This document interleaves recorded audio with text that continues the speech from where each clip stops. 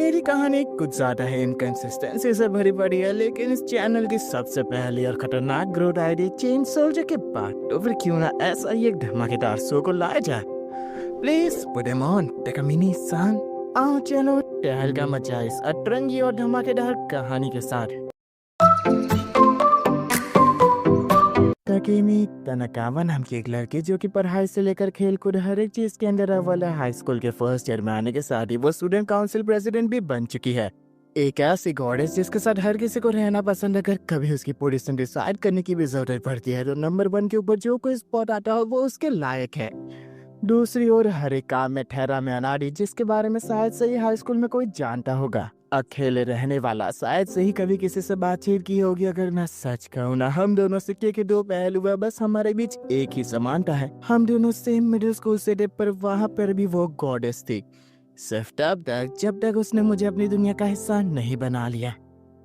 Coming back to the story, lunch time के दौरान सिरोटा की सीट पर कोई और स्टूडेंट बैठा था, जिस कारण उसे जिम क्लास के इक्विपमेंट रूम में जाकर ही खाना खाना पड़ता है। लेकिन वहाँ किसी और के आने की आहट सुनकर सिरोटा चुपचाप पीछे छिप जाता है। लेकिन वो टकीमी थी जो कि वहाँ कपड़े चेंज करने वाली थी।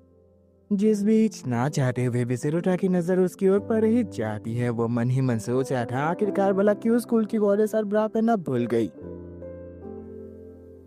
देखा गया ये नजारा मन में छप चुका था और वो चाह कर भी इसे बुला नहीं पा रहा था। स्कूल में टीचर सभी को अपने मैथ्स टेस्ट के रिजल्ट देते और सिरोटा काफी खुश था, चलो कम से कम इस बार अच्छे मार्क्स तो आए हैं। लेकिन ताकि में के सिर्फ 98 मार्क्स आए थे, जो कि हर किसी को घबरा देता है। भला स्कूल की परफेक्ट गॉडेस के 2 मार्क कहाँ पे रह गए। ताकि में कर माना था, शायद से ये गलती नहीं होनी चाहिए थी टीचर। पूरे क्लासरूम के सामने अपने अंडरवेयर उतारने जैसे खतरनाक काम को करता देख सिरोटा हैरान था। समय का पहिया घूमता है और सिरोटा की आंखें उसी पल खुलती है जब उसे 52 मार्क्स मिले थे। वो मन ही मन सोच रहा था, क्या ये सब बस एक मेरा वहम था। लेकिन ताकिमी के 100% मार्क्स आए थे। सिरोटा में जिज्ञासा को रोक नहीं पा रहा था और शाम को प्रेसिडेंट ऑफिस के बाहर खड़ा रहकर वो मन ही मन सोचता है, किसी महान इंसान ने कहा था, अगर कभी तुम्हारा दिन अच्छा जा रहा तो कभी गधे मुर्दे उखाड़ने की कोशिश मत करना। लेकिन वो सवाल पूछना चाहता था। रूम के अंदर तकीमी सिरोटा के इस वक्त यहाँ आने की वजह पूछती है, जो कि सीधा सीधा पूछ लेता है, वैसे तुम्हारे टेस्ट में 98 मार्क्स आए थे ना। ये सुनने के साथ ही उसके चेहरे के एक्सप्रेशन चेंज होते हुए पूरे गुस्से से वो कह दिया, तुमने किसी और को तो ये नहीं बताया ना? ना कोई और ये नहीं जानता है। तो फिर मुझे सीधे सीधे बता दो, क्या तुमने मुझे देखा था? मेरा मतलब स्टोर रूम में तुमने मेरी बॉडी देख ली थी ना कपड़े चेंज करते वक्त? देखो, ये बेफिजूल की बातचीत का कोई फायदा नहीं है, चलो शांति से बात करते हैं। वो सिरोटा को एक गिलास पानी दे रही थी, लेकिन वो घबराहट के मारे उस गिलास को ही गिरा बैठने वाला था। सारा पानी तकीमी के ऊपर गिर जाता है, लेकिन वो साइड हो जाती है। ओह, तो तुम मुझे भिगाना चाह रहे थे? तो फिर ये अच्छा मौका है कुछ दिखाने के लिए। तकीमी अपने शर्ट और अंदरूनी कपड़े को हटा देती है, जिसके बाद एक समय का पहिया घूमता और सिरोटा की आंखें पानी गिरने वाले मोमेंट पे आ पहुंचती है जहाँ तकीमी भीग चुकी थी। लेकिन ये कैसे पॉसिबल है? देखो, जब कि तुमने मेरे कपड़े खराब कर ही दिए है तो फिर तुम्हें इन्हें साफ भी करना होगा। रुमाल लिए वो साफ सफाई शुरू कर देता है, लेकिन ये तकीमी को काफी ज्यादा स्लो प्रोसेस लगता है और वो उसके हाथ को पकड़कर खुद की बॉडी को ही टच करवा लेती है। क्या आप तुम्हें समझ में आ रहा है? लेकिन उसके दिमाग के अंजे पंजे ने काम करना बंद कर लिया था। तकीमी उसे लात मार कर कहती है कि तुम कुछ भी समझ नहीं सकते हो जल्दी। मेरा एक अंदरूनी कपड़ा गायब हो चुका है, जिसके पीछे का कारण मेरी पावर है। मैं अपने एक भी अंदरूनी कपड़े को उतार कर इस वक्त को पीछे घुमा सकती हूँ और कुछ भी गलत को मैं सही कर सकती हूँ अपने लिए। रही बात बाकियों के मुकाबले, तुम्हें ये सब कुछ याद क्यों रह रहा है? इसका एक इकलौता कारण है मेरी पावर के काम करने का तरीका, मेरी बॉडी है। तुमने मेरी बॉडी देख ली है, जिस कारण तुम ये सब कुछ अब याद रख सकते हो। अब जरूर से तुम्हारे मन में एक सवाल उठ रहा होगा, आखिर मुझे ये पावर क्यों मिली? इसका सीधा साधा जवाब है, ये कायनात खुद चाहती है मैं इस दुनिया के टॉप पे रहूं। इसे समझ पाना हर किसी के लिए आसान नहीं है, जिन्होंने अपनी जिंदगी सिर्फ गलतियों में बिताई है। ना ही तुम जैसा कोई जिसने अपनी 98% जिंदगी बर्बाद की है। बचपन में ही गलती होने के बाद अपने कपड़े चेंज करते वक्त मुझे इस गलती के बारे में पता चला था। ये कायनात खुद ब खुद मेरी गलतियों को सुधारने के लिए इस पावर को मैनिफेस्ट करती है, जो कि मुझ पवित्र लड़की को मौका देती है इस दुनिया के टॉप पे रहने के लिए। इसका नाम है द इटर्नल वर्जिन रोड। अरे कोई तो बता दो, आखिरकार ये सब मैंने कब पूछा था? ये खुद से कितना ज्यादा प्यार करती है। रही बात, ये सब मैं तुम्हें क्यों बता रही हूँ? क्योंकि तुम अब मेरी दुनिया का एक हिस्सा बन चुके हो, जिसे सब कुछ याद रहता है। मेरी ताकत की सबसे बड़ी कमी है, हमेशा मेरे अंदरूनी कपड़े गायब हो जाते हैं, जिस कारण मुझे काफी सारे कपड़े अपने साथ कैरी करके रखने पड़ते हैं ताकि कोई गड़बड़ ना हो जाए। लेकिन तुम जिस सब कुछ याद रहता है, तुम हमेशा मेरे साथ रहोगे। हर बार जब भी मैं अपने पावर को यूज करूँ, तुम्हारा काम होगा मुझे कपड़े पहनाना। ना, मुझे कोई इंटरेस्ट नहीं है। सिरोडा को ज्यादा देखते कमी उसे रोक कर कहती है, आखिरकार वो इतनी बड़ी अपॉर्चुनिटी को कैसे जाने दे सकता है। लेकिन सिरोडा को कोई दिलचस्पी नहीं थी, इसलिए टकमी कहती है, शायद से मेरे कहने का तरीका ही गलत था। रोकने की कोशिश में दोनों समीर पर गिर जाते हैं। सिरोडा टकमी के ऊपर था, जहाँ वो उसे कह रही थी, अगर तुम मेरे स्लेव बनते हो तो तुम्हें काफी बढ़िया प्रॉफिट मिल सकता है। लेकिन वो बेचारा इतनी ज्यादा करीबी बर्दाश्त नहीं कर पाता और अपनी आंखें छुपाने की कोशिश कर रहा था। लेकिन टकीमी चिल्ला पड़ती और पूरा स्कूल वहाँ पे इकट्ठा हो चुका था, जो दोनों को इस हालत में देख लेता है। सभी लड़के सिरोडा के गिरबान को पकड़ के पूछताछ कर रहे थे, लेकिन टकीमी पीछे से कहती है, बोला आपको पूछने की भी जरूरत है, ये मेरे साथ जबरदस्ती कर रहा था। लोगों ने पुलिस को तक बुला लिया था। सिरोडा अपनी आंखों के सामने अपनी दुनिया को तबाह होते हुए देख रहा था। सब कुछ बस बर्बाद होने ही वाला था। लेकिन उसकी नजर टकीमी पे पड़ दी है, जो कि मुस्कुरा रही थी, यानी ये सब कुछ एक जाल था। वो गिड़गिड़ाते हुए उसके सामने कहता है, प्लीज अपनी ताकत को इस्तेमाल करो। लेकिन अहम वक्त पर वो रुक कर कहती है, तो फिर क्या तुम अब मेरे गुलाम बनोगे? समय का पहिया घूमता है। दोनों अकेले स्टूडेंट काउंसलर रूम में थे, जहाँ टकीमी उसे कहती है, तुम्हें मेरी बात पहले ही मान लेनी चाहिए थी। तो फिर चलो अब अपना पहला काम करो। मेरे बैग में अंडरवेयर पड़े होगी, मुझे पहना दो जरा। अब ना कहने जैसा कोई शब्द उसकी जिंदगी में बचा नहीं था। वो पूरी हिम्मत से आंखें बंद करके टकीमी को कपड़े पहना देता है। टकीमी का कहना था, तुम अपने दिल और दिमाग के बीच में कितना बढ़िया जूझते हो। अपनी आंखें बंद करने की कोशिश में भी तुम्हारा मन चाहता है मेरी ओर देखना। वह कहीं तुम कितने ज्यादा प्यारे हो। जब से स्टूडेंट काउंसिल रूम में, तब से इस कोशिश को बरकरार रखिए। तुम आगे काफी बढ़िया स्लेव हो, लेकिन तुम अपना नेक्स्ट काम भी करना है। जल्द से जल्द मुझे ब्रा भी पहना दो।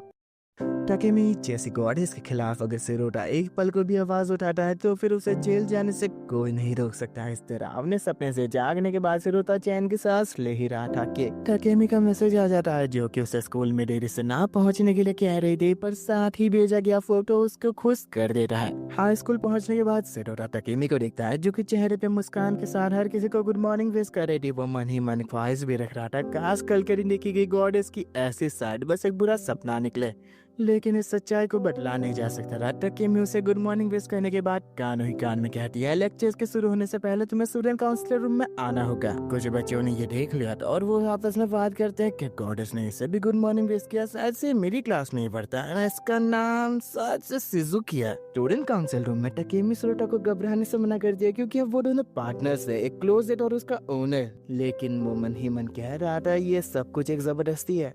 खैर टकीमी सिरोडा को एक बैग थमाती है, जिसके अंदर काफी सारी अंडरवेयर्स रखी गई थी और साथ ही वो सिरोडा से कहती है, ये शायद से तुम्हारे लिए दुख की बात हो सकती है, पर ये सभी की सभी धुली हुई है। मेरे क्लोजेट होने के नाते तुम्हें इन सभी को कैरी करके रखना और हर एक सिचुएशन में मेरी पावर यूज करने के बाद तुम्हारा काम होगा इन्हें पहनाना, फिर चाहे हम क्लासरूम के बीचों बीच ही क्यों ना हो। लेकिन सिरोडा उसके सामने आर्ग्यू रखते हुए कहता है, क्या ये काम हम लंच या फिर ब्रेक टाइम के दौरान अकेले में नहीं कर सकते? घबराने की बात नहीं है, मैं क्लासेस के दौरान एक दो बार ही अपनी पावर का यूज करती हूँ। अगर तुम्हारे तरीके से चले तो फिर मैं हर एक लेक्चर के दौरान एक बार अपनी पावर यूज कर पाऊंगी। अगर तुम्हें कोई एतराज है तो फिर मुझे उस पुलिस वाले सीन को दोबारा से रिक्रिएट करने में ज्यादा परेशानी नहीं होगी। अरे मैं कब ऐसा कुछ कह रहा हूँ, मुझे तो कोई एतराज नहीं है। काफी अच्छी बात है, अगर तुम ढंग से अपना काम करते हो तो फिर एक रिवॉर्ड भी मिल सकता है, लेकिन सिर्फ पुलिस वाले सीन को हटा दूंगी, जिससे तुम्हें पूरा मजा मिल पाए। सिरोडा उसे मजाक बंद करने के लिए कहता है, लेकिन टकीमी उसके सामने सच बयां करती है। उसे भी कहीं ना कहीं शर्म आ रही है, लोग उसके अंदर वैस ना देख ले। लेकिन मैं जब कभी सोचती हूँ ये सिर्फ तुम हो, तो फिर मुझे इतनी ज्यादा घबराहट नहीं होती। हाँ सही तो है, वैसे भी अगर मैं ढंग से काम नहीं करूंगा तो तुम्हें काफी ज्यादा डिसअपॉइंटमेंट होगी ना। अपने तेवर को बदलते हुए वो सीधा मुंह पर ही कह रही थी, मैं तो तुम्हें प्यार से मैनिपुलेट करना चाह रही थी, पर तुम पर तो ये भी काम नहीं किया। खैर शाम को तुम्हारा मन इस बैग को घर ले जाने का हो सकता है, पर तुम्हें मुझे ये लौटाना होगा।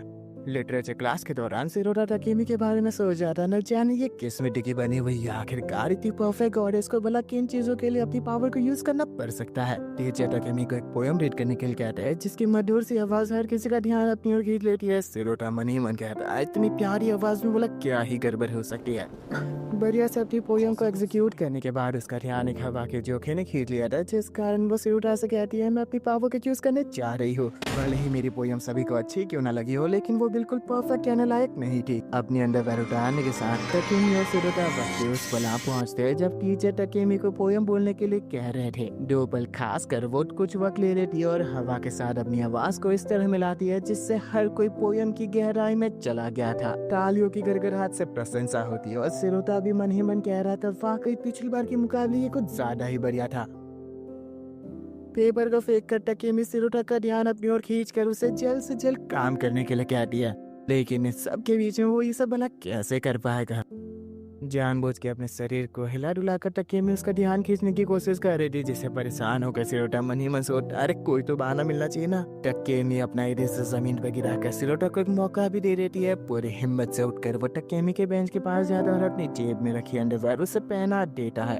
अपनी बेंच पर लौटने के बाद वो काफी खुश भी था। बिना किसी की नजरों में आखिरकार मैंने ये काम कर दिखाया। लेक्चर के खत्म होने के बाद सर सभी को लास्ट वीक की असेसमेंट देने वाले थे, लेकिन सिरोटा का ध्यान टकीमी पे जा पड़ता है, जिसने गलती से अंडरवेयर को थोड़ा नीचे छोड़ दिया था। वो मन ही मन अपनी बदनामी का डर से घबरा रहा था, पर साथ ही वो सोचता है मैंने तो अपना काम सही से कर दिया, बस ये उसकी जिम्मेदारी थोड़ा सा ऊपर चढ़ा देना चाहिए ना। लेकिन उसके चेहरे पे ये साफ साफ झलक रहा था, वो ये सब कुछ जानती है। जल्दी कोई फैसला लेना होगा क्योंकि टकीमी का भी नाम आने ही वाला था। सर उसका नाम लेते हैं, पर तभी सिरोटा चिल्ला के कहता है, हाँ सर मैं आ रहा हूँ।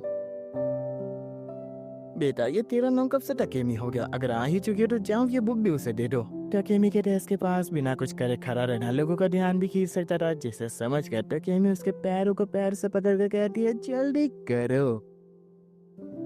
सिरोटा अपने पैरों से ही ये काम करने का फैसला करता है, लेकिन उसके थाइस को टच कर पाने के कारण वो मन ही मन कह रहा था कितनी सॉफ्ट है। टीचर के द्वारा उसका नाम पुकारे जाने पर वो घबराहट के मारे ज्यादा ही जल्दी कर देता है, जिस कारण टकीमी को भी थोड़ा टच हो चुका था। शाम को स्टूडेंट काउंसिल रूम में टकीमी सिरोटा को शाबाशी दे रही थी। उसने इतनी एक्सट्रीम सिचुएशंस में भी काम कर दिखाया, लेकिन साथ ही वो कह रही थी शायद से आज के दिन मैंने कुछ ज्यादा ही कर दिखाया तुम्हें टेस्ट करने के चक्कर में। वैसे मुझे एक चीज जानने में दिलचस्पी है, अपना काम करने के बावजूद तुमने मुझे बचाने का फैसला क्यों किया? कहीं ऐसा तो नहीं ना तुम्हें डर था कोई मेरे पैंतीस ना देख ले? नहीं, मुझे लगा साथ से तुम्हें खुशी होगी अगर मैं ऐसा कुछ करूं। गलत सोच रहे हो, मुझे अच्छा लगता है अगर तुम ऐसा कुछ सोचते हैं। देखो तुम मेरे वापस मजे मत लो। अरे पर मैं सच कह रही हूँ। वैसे मुझे याद है मैंने कुछ हल्की सी आवाज सुनी थी। होठों पे हाथ रखते हुए टकीमी कहती है, नहीं कोई आवाज नहीं आई थी, भूल जाओ इसे तुम। घर पहुंचने के बाद टकीमी सिरोटा के बारे में सोच रही थी, न जाने अगर ये वाली रख दूंगी तो फिर वो कैसा रिएक्ट करेगा। शायद से ये कुछ ज्यादा ही जल्दी हो जाएगा।